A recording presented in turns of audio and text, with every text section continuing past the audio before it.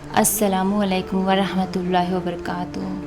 دوستو، پہلی تاریخ کا پہلا محرم، ایک محرم یہ کوئی معمولی دن نہیں ہے۔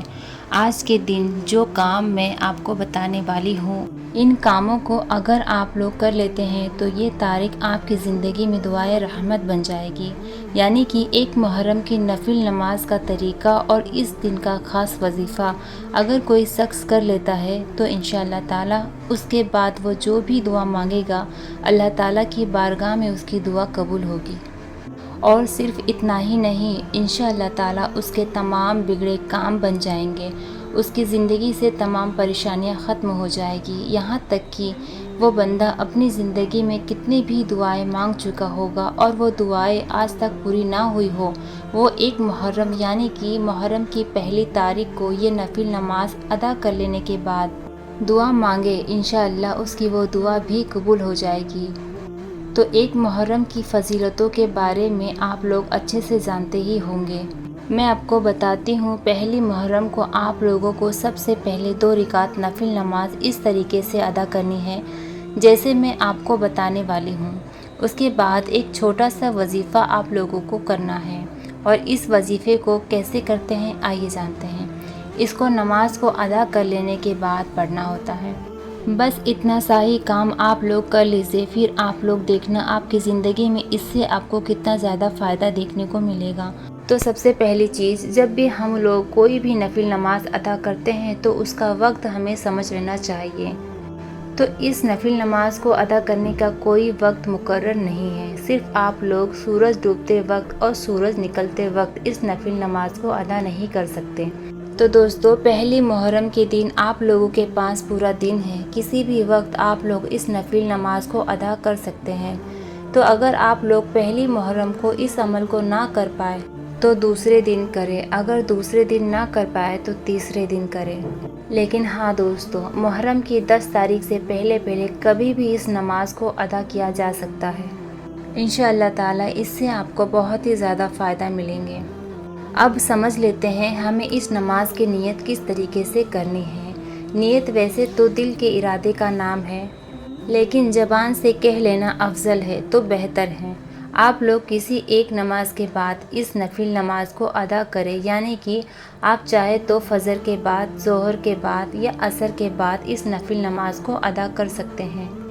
یہ سب سے بہتر طریقہ ہے، نہیں تو جب بھی آپ لوگ کو ٹائم ملے تب آپ اس نماز کو ادا کر سکتے ہیں۔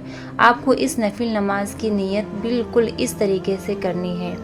نیت کی میں نے 2 رکعت نماز نفل، واسطے اللہ تعالیٰ کے، وقت موجودہ، منہ یا رخ میرا کعبہ شریف کی طرف، اللہ اکبر اللہ اکبر کہہ کر آپ لوگ نیت باندھ لیجئے۔ پہلی رکعت میں آپ کو 1 مرتبہ ثنا یعنی کہ سبحانک اللہم و بحمدک و تبارک اسمک و تعالی جدک و لا الہ غیرک ایک بار پڑھنا ہے۔ اس کے بعد ایک بار سورہ فاتحہ یعنی کہ الحمد شریف کو پڑھنا ہے، اور پھر اس کے بعد 11 بار سورہ اخلاص یعنی کہ قل ھو اللہ شریف پڑھے۔ پھر آپ کو رکوع کریں، سجدہ کریں اور دوسری رکعت کے لیے کھڑے ہو جائیں۔ دوسری رکعت میں آپ کو ثنا نہیں پڑھنا ہے، کھڑے ہوتے ہی آپ لوگ 1 بار سورہ فاتحہ پڑھیں اور پھر اس کے بعد 11 مرتبہ سورہ اخلاص یعنی کہ قل ھو اللہ شریف پڑھیں۔ پھر آپ رکوع کریں، سجدہ کریں اور قاعدے میں بیٹھ جائیں۔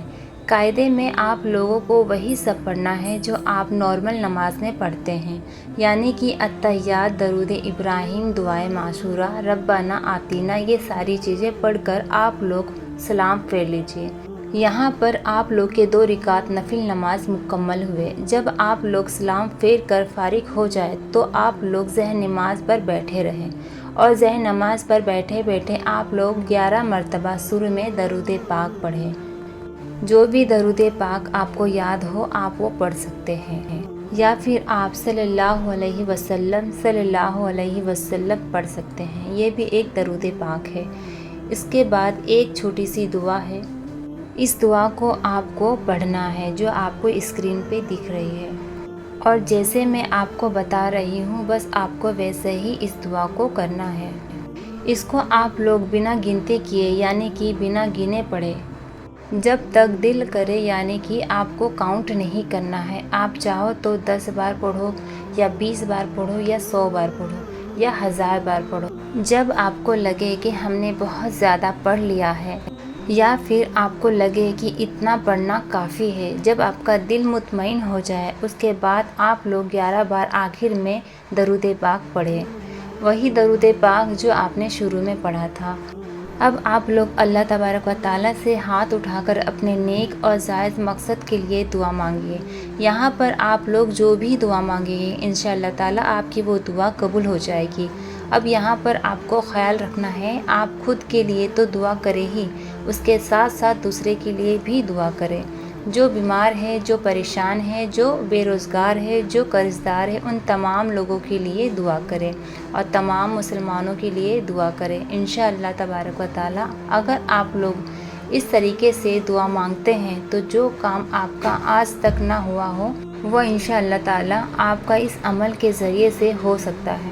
دوستو بہت کم وقت ہے، آپ لوگ اس ویڈیو کو شیئر ضرور کر دیجیے۔ اگر آپ کی وجہ سے کسی نے بھی یہ نفل نماز ادا کر لی تو آپ لوگ سوچ بھی نہیں سکتے آپ کو کتنا ثواب ملے گا۔ تو آپ کے جتنے بھی جاننے والے لوگ ہیں سبھی کو یہ ویڈیو شیئر کریں، ثواب کے حقدار بنیے۔ اللہ تبارک و تعالیٰ آپ کو اس کا اجر دے گا۔ اور اگر آپ ہمارے چینل پر نئے ہیں تو ہمارے چینل کو لائک کریں، شیئر کریں اور سبسکرائب کریں۔ اللہ حافظ۔